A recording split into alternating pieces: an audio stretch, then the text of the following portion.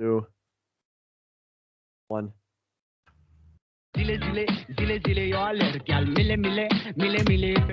Welcome back for hour 2 of the All Ball podcast. We are now going to be recapping the biggest games from this weekend in college basketball. And then we will be highlighting the top 16 seeds for the tournament, or our predictions. So the biggest games, well, Saturday, there was a lot of upsets. It was a crazy weekend. So St. Mary's beat Gonzaga 67-57. Unranked Colorado knocked off number 2 Arizona 79-63. Number 17 Tennessee beat number 3 Auburn 67-62. Unranked Michigan State beat number 4 Purdue 68-65. Number 10 Baylor beat number 5 Kansas 80-70. Number 18 Arkansas beat number 6 Kentucky 75-73. Unranked TCU beat number 9 Texas Tech 69-66. So that highlights the biggest upsets of the weekend. It was a pretty crazy week. So think about that. How many was that? 1, 2, 3, 4, 8, 5, 6, 7, 8. 8 and pretty big upsets of the weekend. That's ridiculous. Yeah, you get them every now and then in the season. And really, there hasn't been like an insane amount of upsets overall this year. But in the last weekend, dude. Yeah, no, I think that it was more or less just bound to happen. I'm not super concerned about a lot of the top teams that got beat, especially when, pretty much all of them except the Gonzaga game were within 10 points. Now, that's surprising. What's whack? St. Mary's did not lose at home this year. Dude, too bad the playoffs don't have like home court advantage and stuff. Oh, I know. That'd be awesome. That'd be cool. But yeah, it obviously shakes up the standings and the rankings, but like, I don't know. I don't think it's to a huge degree, I guess. So Wisconsin is playing at home in Madison tonight against Purdue to basically decide the Big Ten championship game. I don't know why I'm not going. I just didn't think about it until like today, and by now it was too late to get tickets. Yeah, if they win, they pretty much get that first seed locked. I would imagine. Probably win the Big Ten tournament too, but. Well, yeah, right. But no, this is probably their best chance since that year we lost to Duke, whatever that was, 2016. Yeah, maybe. Yeah. Oh, yeah. They're in a good spot. So, let's get right into the top 16 teams. So, there's the AP poll rankings, and then there is the ESPN Power Index. So first, we're going to go over the ESPN Power Index and discuss the teams kind of in depth. And then we're going to take a quick look at the coaches poll and decide which ones we think should be flipped and which teams we think should get a number 1 seed, 2 seed, 3 seed, and 4 seed. So the first team on the power ratings is Gonzaga. Pretty fair enough. They're 24-3. So they lost. But again, they had some players that didn't play well. Timmy, which he's starting to annoy me a little bit. No, dude, I don't get him. He's like, I don't know why they just don't, drop 2 in the paint and shut him down. He really doesn't do much besides. He's got a great post game. Yeah, but I finally realized what bothers me about him. His shoulders are too small. He doesn't have man shoulders. Dude, think about it. You ever seen him? He's not even the best player on his team, bro. True. He gets a lot of hype, though. It's that freaking... They got Chet. They got Chet, bro. Chet the Slenderman. What are you referencing? You know who Chet is? Chet? Chet Holmgren? Holmgren, whatever his name is, Gonzaga, the, like super skinny boy. Oh, I thought you were saying that Drew Timmy was a Chet. No, I'm saying Chet, the Slenderman, is gonna be carrying him. Yeah. Well, look at this. This guy just doesn't have. These are not man shoulders. I'm sorry. Look at this. Does that look like man shoulders to you? No. I like the stash. I don't like the stash. You want to see some man shoulders? I like the stash. Oh, that way wrong. I butchered that spelling. Even on the Suns. These are man shoulders. Look at this. That's what a man looks like. Dude, those are good times, bro. Was. Good times. All right, getting off topic. Gonzaga. Yeah, they're a powerhouse. They were a powerhouse last year. They've really built into like one of the biggest powers in basketball. It's pretty impressive. They literally, like 10 years ago. If they could just win a natty, they would literally have like an argument of being one of the best dynasties. Oh yeah. But they just can't. They just can't get it done when it counts. Yeah, which is weird. But like they got a lot of experience on this team, so I don't know. Maybe this will be their year. Back at number 2, last year's champion, Baylor, sitting at 24-5. They had a huge rise in the power rankings this week. They had a big win over Kansas. Yeah. Right. I don't have a lot to say about them. They play good basketball. They have a lot of experienced players. They still have some draw over from the finals team. So, yeah. I like the way they're playing. I was getting an ad. Sorry. Very progressive ad. Nah, Baylor, they probably have the best defense in the country. Yeah, similar to last year. So I think, okay. I don't know why you don't put them number 1 over Gonzaga. Like, you look at records, sure. And Baylor had a kind of rough stretch in the middle of the season, but they've been playing arguably the best as of recent. And Gonzaga lost their best player from last year. Yeah. Which Baylor beat them last year.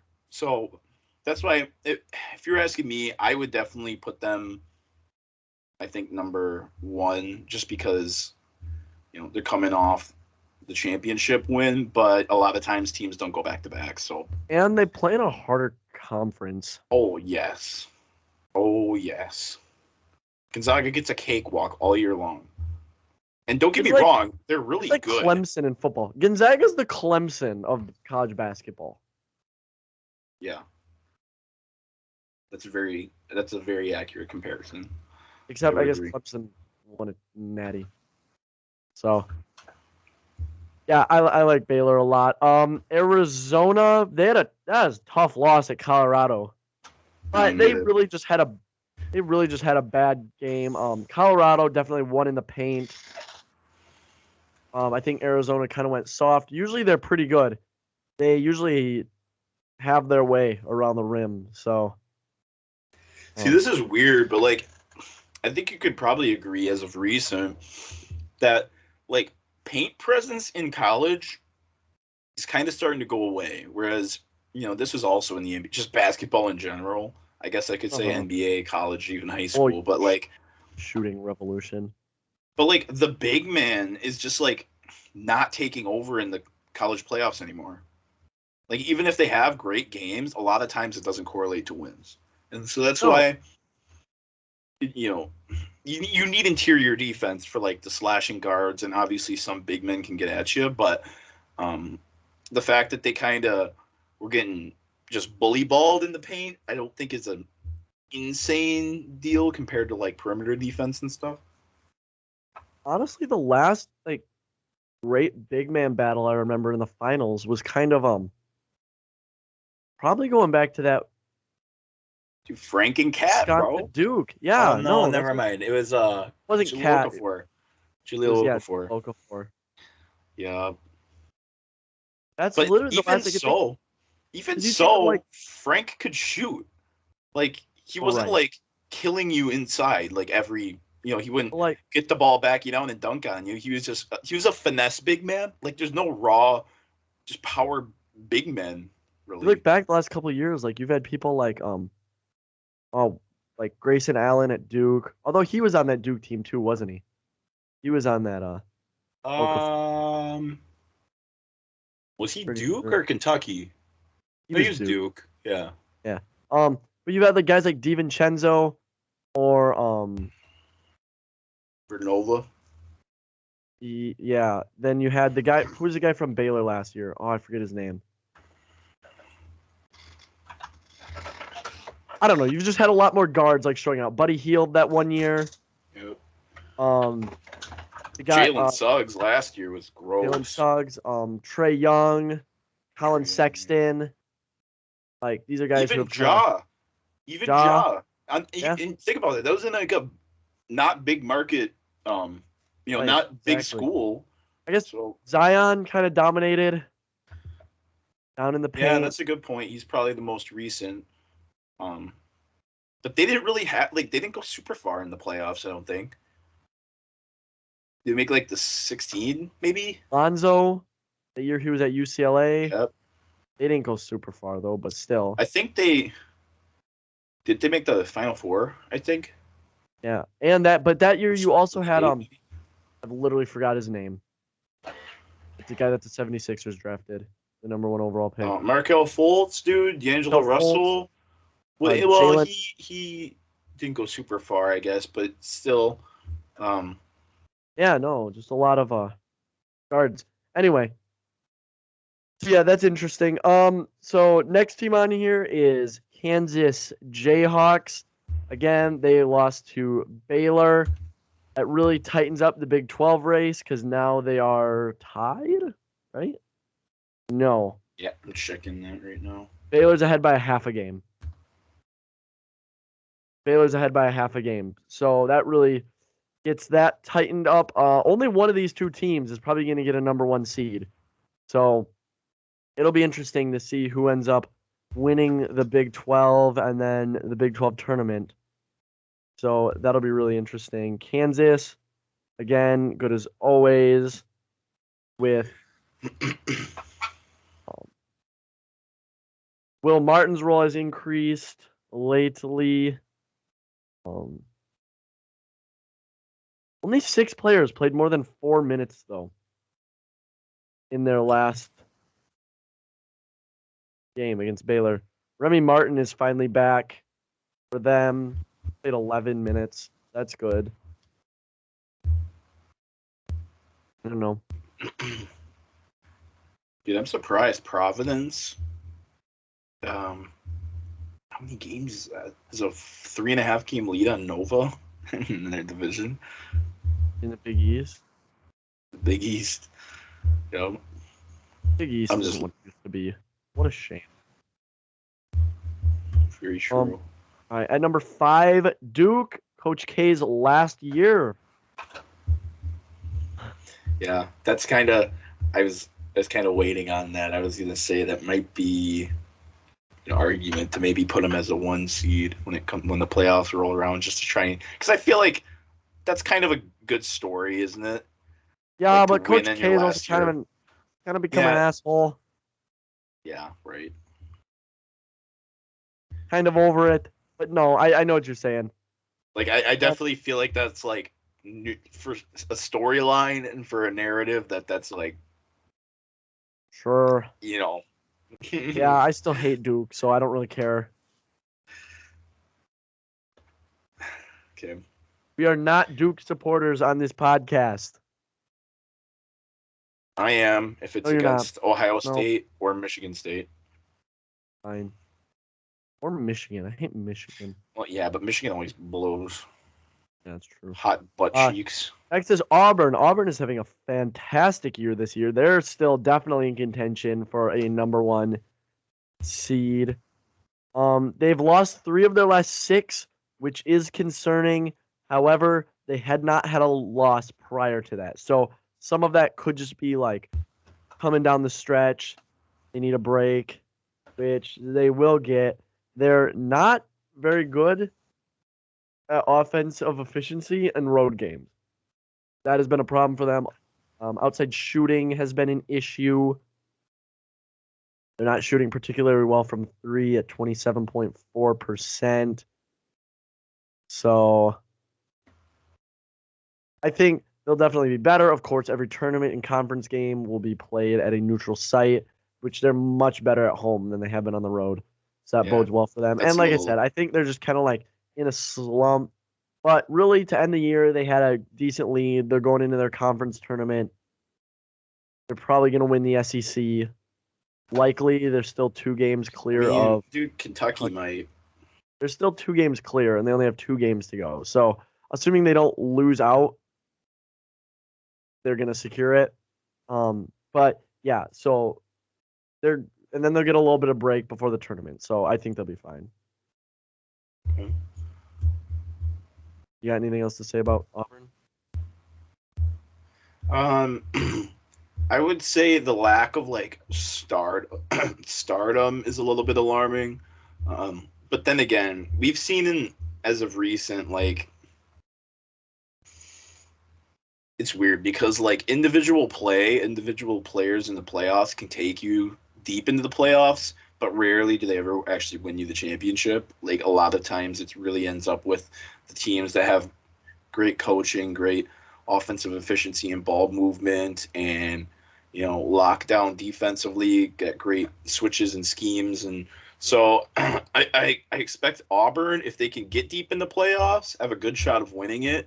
But especially against like them early teams when you just don't know what to expect, I don't know if they have the star power to kind of carry them through. So like if they end up as a 1 seed, I guess I would say I wouldn't be shocked if. No, I'm not going to say they get upset, but like if there was a 1 seed that got upset, I wouldn't be shocked if it was them, I guess is what I was trying to say. Fair. Kentucky at number 7. There's been times that they've looked like the best team in basketball, but their defense has been mildly suspect as of late. So that's not great, considering it was their strength earlier in the year. Right. It really was their strength early in the year. So now that they're starting to give up a little bit more, not awesome. They need a healthy. I always mispronounce this guy's name. Sahavier Wheeler. Anyway, they need him healthy, bad, and they need Ty Washington to play better again, badly. Yeah, defense is definitely alarming. Speaking of alarm, I think a smoke alarm's just going off, so that's great. That's awesome. Yeah. But no, considering they rank under the top 200 nationally in their defensive rating, that's kind of alarming. They do have the ability to outscore anybody, though. It's just you can't do that every single round of the playoffs. All right, next, Purdue Boilermakers. We already have touched on them a little bit. I think their loss to Michigan State was more of a fluke than anything. It looked really bad for them at first, but then every other team that had a shot at a number 1 seed basically lost. So I think they'll be all right. I think they had bad shooting the other day against Michigan State. This game tonight is what it really comes down to at Wisconsin. So, yeah, this is pretty much for all the money. Purdue is off-brand Gonzaga. They just run through the Big Ten like every year, get a top 3 seed, and then lose in the first or second round. Except the Big Ten is better than whatever Gonzaga's in. Yeah, that's true. Oh, all right. This brings us to Wisconsin. They're on a 4-game winning streak since a surprising home loss to Rutgers. They've won 4 straight road games and 8 of their last 9 road games. They're becoming a lot more consistent on offense, which is never really their calling card. But they've made 54% of their 2-point shots in 5 of the last 6 games. So at least that in 5 of the last 6 games. That's They're good. not very good at 3-point shooting. That's always their issue. Kind of an issue, but it's fine. And the big knock on Wisconsin this year has been that they've won a lot of games close. And it's gets considered lucky. But also, here's the thing. In the last minute of the game, when you put Brad Davidson on the free throw line, he's gonna hit his free throws. And not every team does that. So It's true. you know what I mean? Teams that are really good at free throw shooting win close games. So Wisconsin's really good at free throw shooting, so they win close games. I've never understood that argument, and it goes for any sport of, if you're that good, you should just be blowing everybody out. If you situationally can get the job done, who cares? If anything, they're more built, for a close championship game than Gonzaga would be. Right. Yeah. No, that's what I'm saying. If you put Brad Davidson on the line with less than a minute to go, he's gonna hit both free throws, and you're gonna lose. It's just what's gonna happen.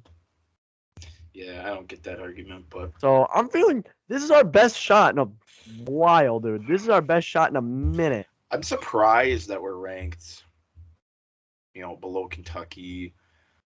Purdue, I guess you can have above us. They have one more win. When was the last time Wisconsin was overhyped? Think about that.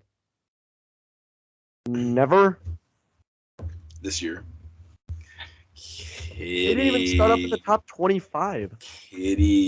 They didn't even start up in the top 25. Tennessee. Right. We're gonna do one more, and then we're gonna go to predicting. Yeah. Because I'm. Yeah. So Tennessee to round off the top 10. Kenny Chandler was looking like one of the best guards back in November, but he had a tough mid-stretch. He's looking better as of late, which they need him to. They definitely need him to because they rely heavily on their guards, him and Zachary Ziegler. So they definitely rely heavily on their guards, like most teams do now. They're pretty good. No, they might have the best. Sorry, go ahead. No, that was it. Just saying he's averaging. I was gonna say they might have the best backcourt. Yeah. There's an argument, and I wouldn't be shocked. The only problem with them, I think, is against other. What are they in the SEC, right? Yeah, against the other big SEC, powerhouses. They're not locked down on defense, I guess. And so they play small. There you go. So, they have the ability to outscore anybody, but they might, I don't know, they can get exposed, I think, defensively, I guess. But that guard play could easily get them in a deep run. Right. So we're doing the top 4? Yeah, we're going to do the top. Yeah, we're going to look at who we would pick as our top 4 seeds. So I think top 4 seeds, Gonzaga, I think, is pretty much a lock. Arizona, I think, is pretty much a lock. Baylor, I think, is pretty much a lock. I think that 4th spot is wide open. I think it could go to Duke. It could go to Auburn. Whoever wins tonight. It'd be tough for it to go to Kansas if Baylor also gets in. Yeah. It could also go to either Purdue or Wisconsin. Whoever wins tonight. I don't think it goes to Kentucky just because I see Auburn beating them out. I also don't think it goes to Kansas is in Big 12, right? Yep. Yeah, I also don't see them getting it because I don't see them beating out Baylor.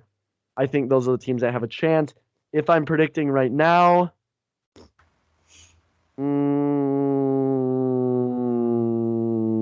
Auburn. Say it. Oh, okay. So you have, so I completely agree. I think 110% it should be Gonzaga and it should be Baylor. There's no disputing that, right? I would say I would have to agree probably with Auburn. as another 1 seed. As of recent, they've been rough, but they looked like the best team in the country over Gonzaga for 2 months to start off the year. I guess. Arizona's not going to lose their conference, and they only have 3 losses.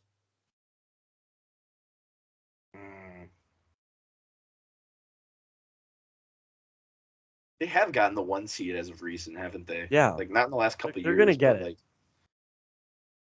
They're not losing their conference. Okay, no. I think 3 locks. I think there's 3 locks. I think Gonzaga and Baylor, but I think because everybody's just a D rider, Duke's going to get it. I think Duke's getting a 1 seed. All right. I don't know. Dude, it's setting up.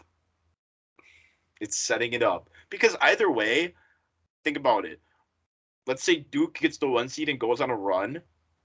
That's newsworthy. Let's say they get the 1 seed and get upset. That's extra newsworthy for, Yeah. I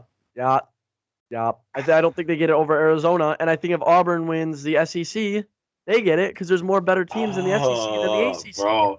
Yeah, but God. If they win the SEC, you can't with one less loss in a conference SEC win.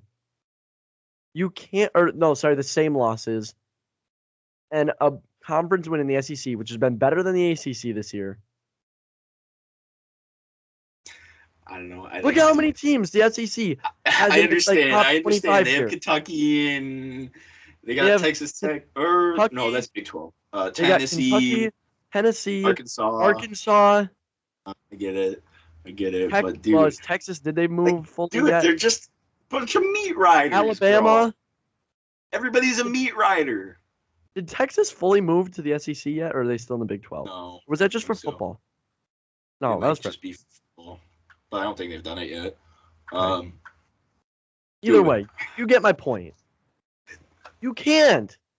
I know what you're saying, but you can't. Okay, so are we saying what we think it should be, or what we think it's gonna be? I'm saying what I think it should be. Okay, because I think Gonzaga, Arizona, Baylor, Auburn, or maybe it's gonna be Duke. Okay, but whatever. My number 2 seeds. I got Duke, Kansas, Kentucky, and then because I think Wisconsin's going to win tonight, Wisconsin. Okay. So back to my 4th 1 seed. I think you're right. I thought you'd settled on Duke.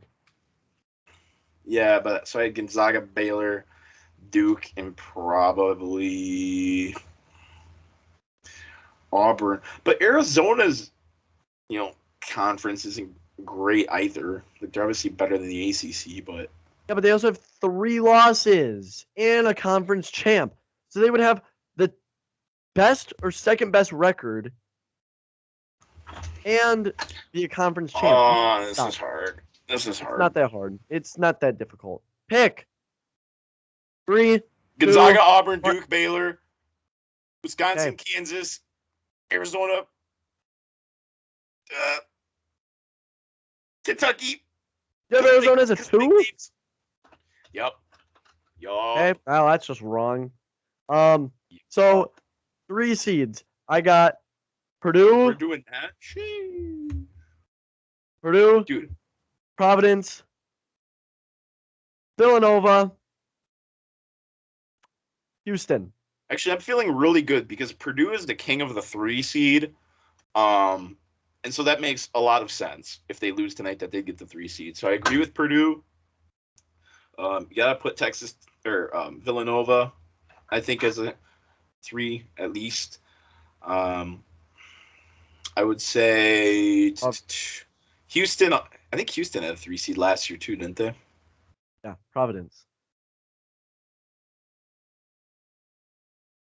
But it's like that's 3 losses. Why are they good? That's my question. Why are they good? They are. Screw Providence. Deal with it. Screw Providence. Texas Tech lock. All right, whatever. All right, and then my 4 seeds: Texas Tech. Did I say Tennessee yet? No, I didn't. Tennessee, Arkansas,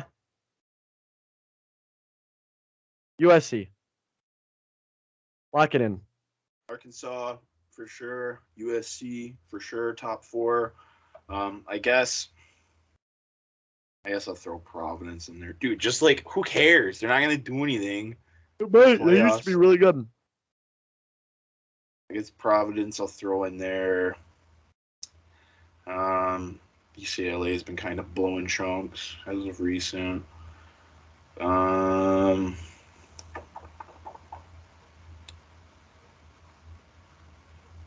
Give me Illinois, I guess. It's just okay, whatever. But they've also. Right, hurry up, make I a don't pick. know. I guess I'm gonna go UCLA. They have a better record, I guess. I don't know. Great. Fantastic. There is our early college basketball preview. We'll do another one once the bracket is set after Selection Sunday.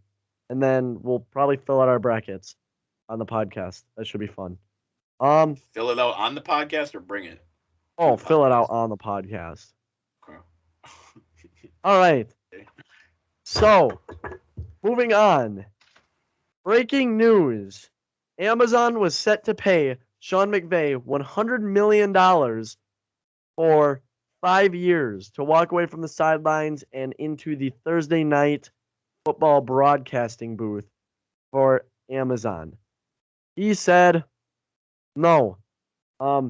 He has redone his contract with the Rams. He is now, I believe, getting paid $12 million a year. I believe.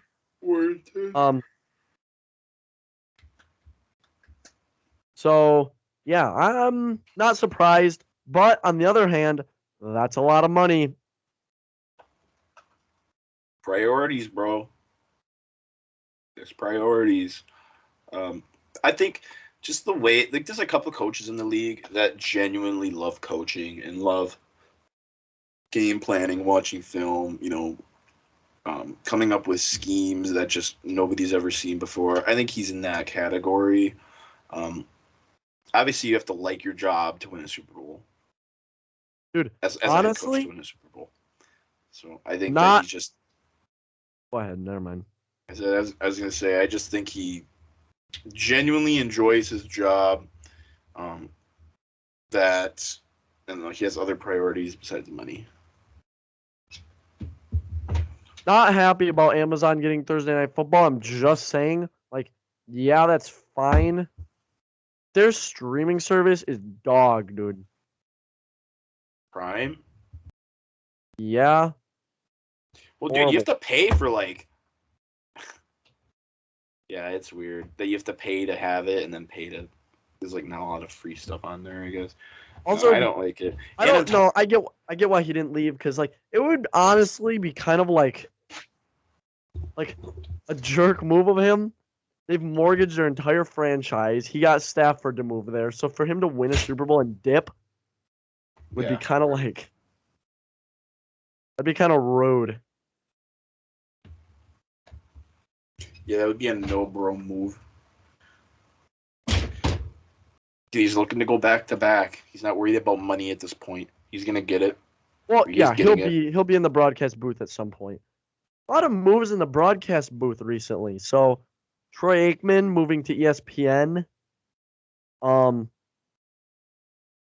Michaels moving to Amazon. So they were trying to put Sean McVay in the booth with Al Michaels. Mike Tirico is now stepping up at NBC. There's been rumors Chris Collinsworth is leaving. None of those are confirmed. If that was true, then Drew Brees would be the lead guy at NBC along with Al Michaels. Fox is looking at replacements for their number one crew with Joe Buck.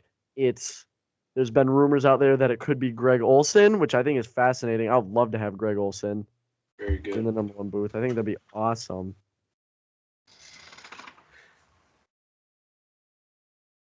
Yeah. I mean, I don't really have much to add, I guess. I think it's just funny the push all these broadcast networks are making now. If I feel like broadcasters used to be kind of an afterthought. I guess like John Madden made it really popular and everything, but I feel like they're investing a lot more money into it nowadays to try to lure. Yeah, Can you imagine though if an NFL coach got like young guy got lured away to go do broadcasting? that would change the landscape, Be bro. wild. Yeah, that would be pretty insane. Yeah, I guess I don't know. I'm not surprised about the whole Sean McVay thing, though. Like, obviously, that's a lot of money, but I think you probably make more money through endorsements as a head coach than a broadcaster. Yeah, but he'd be making double the money. Also, I don't know if that's true. I don't know if that's necessarily true. If he's doing every Thursday night football game, imagine like how much his voice and stuff is on TV. Like he doesn't get that right now. Like he's not on TV as much as think about that. Yeah, but like, can you think of any current broadcaster that gets endorsement deals? Troy Aikman, Like Tony for what? Romo. Yeah, that's the only one I can think of is I Tony don't know, Romo. but they both do stuff, and I'm sure like, dude, I'm sure Joe Buck could be doing commercials if he wanted to. I think he just doesn't. So we live in Wisconsin, and I swear half of the commercials are with Matt LaFleur in it. So I would Well, imagine that it's yeah, probably very like similar over in Los Angeles, if yeah, not more. So that's why, I don't think the whole money thing is as wide of a gap as it seems. I don't know, maybe not. But you also have a lot less, infinitely less work being a broadcaster compared to being an NFL head I think coach. he enjoys that, No, he because probably does, like and like no, he's because young, dude. So there was that I think it was during the draft. I think where he was on vacation and his wife was all mad at him because like he wouldn't stop scouting or watching film or whatever he was doing. I think it was during the draft, and there was like a segment on ESPN where he got interviewed. Maybe just Fox, I don't know. But either way, he got an interview, and his wife was yeah, like mad at him because he doesn't stop doing football. So I think he enjoys it. no, he definitely does. And he's still really young, so I think he'll be in the booth at some point. Um, okay, moving on to our last topic. The James Harden Joel Embiid partnership has officially begun, and it's looking good. Through two games, Bombs dropped. Boom. Embiid has averaged 35.5 points. He scored 70 points in 2 games, while being assisted on far more easy opportunities than he's used to. Harden has averaged 28 points, 9 rebounds, and 14 assists. Only 2.5 turnovers and 2.5 steals. That's averaged, bro. Dude, he could just 28 assists in dump it two off. games. He could just dump it off to him, and he gets a bucket every time because you can't double team Embiid anymore. You can't How double many? team Harden. Well, you can, I guess, but you can only choose one, and the other guy will just light up. I'm pretty So sure Embiid shot like 27 free throws the other day. Harden's teaching him. I'm pretty sure he shot like 27 free throws. Like, there's no way it can be that much. I heard that somewhere, but that'd be ridiculous if that's true. I gotta look at this now. Maybe like through both games. Maybe. But dude, you just look at it like Harden just looks comfortable in this offense, which I think is the main thing. And so Yeah, obviously him and Embiid are on a tear, but he's just going to be able to get so many people involved in the playoffs. They have so many dude, Maxey is really good. He's but really good. he's looking. James Really Harden's looking young. skinny again. Dude, But no, you're right about Maxi. I was thinking this. Like, dude, is Harden in the MVP conversation? No, Like, what if he finishes the year, just on an absolute tear? Like, he almost won it last year no, on the because Nets. And he then that's what, just like tanked too much at the beginning of the year. And if you think about it, if Harden keeps rolling, likely that means Embiid keeps rolling, that's and true. Embiid's been Maybe. there. You know Yeah. what I mean? Yeah, that's true. Um, Let me see Harden's stats. Stat arena was quick. Yeah, I What's know. he averaging? He's averaging 22 and a half, 8 and 10. I think that's pretty good considering the fact that he like. No, that is definitely good. But I'm just saying, like, I don't know. He just wasn't. No, I think the thing that you said about Embiid does make a lot of sense, though. So he'll probably 27 free throws through the 2 games. through 1 game when they played the Knicks. He shot 27 free throws, hit 23 of them. Good night. They have to foul him. You can't stop him. You have to foul him. You have to. And it really helps when he can hit his free throws. Imagine if Giannis shot 27 free throws. He'd hit like 16. He literally would get 16. I would put money on it. He would get 16, 17. That's ridiculous. Joel Embiid took 18 shots and scored 37 points. He just made them all. He made 23 free throws. But dude, what's this noise? You were talking about like Joel Embiid putting up 68, right? 70. Okay, 70 through 2 games. Ja put up 98 points through 2 games. He's put up 98 points through 2 games. Did you see that shot that he hit? 10.5. Yeah. Dude, that was dope. What a pass, bro. Everybody's talking about the shot. What a pass. That's what I'm going to say. Anyway, I think it's going really well for the 76ers. They got rolling way faster than I thought they would. I thought it would take them a couple games to figure it out. It didn't. It in fact did not. Dude, I'm hyped because I genuinely like. I don't know. I just like Harden. I just like how like cool he is. Well, I like Embiid. I want to see them win, and I like Harden. I like Embiid except for when he starts like whining. Like he does it every now and then, but like I think he's funny and. But trust the process. Exactly. Process is finally coming to fruition. Embiid is like a troll, and so he's awesome, but he just like whines every now and then. Is the thing. Yeah. All right. So,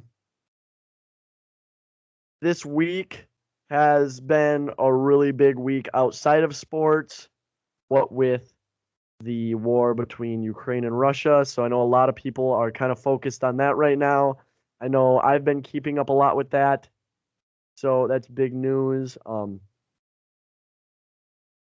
Yeah, a lot of things going on in the world right now, but sports are continuing on. We're going to keep bringing them to you. Leighton, do you got any comments on that? Not a great time to go on vacation. That's true. I'll say that.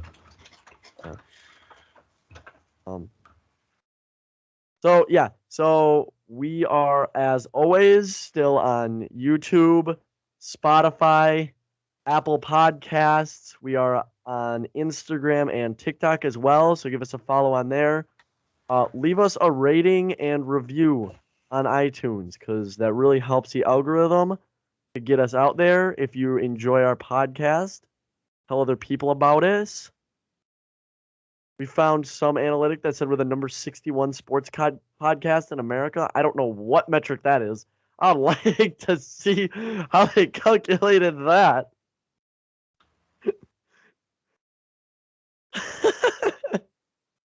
Leighton's face right now. We're 61 out of 65. I don't know about that. We got numbers. All right. Yeah. Anyway, we pull. Yeah. Thanks for joining us. We'll see you on Thursday. Bye.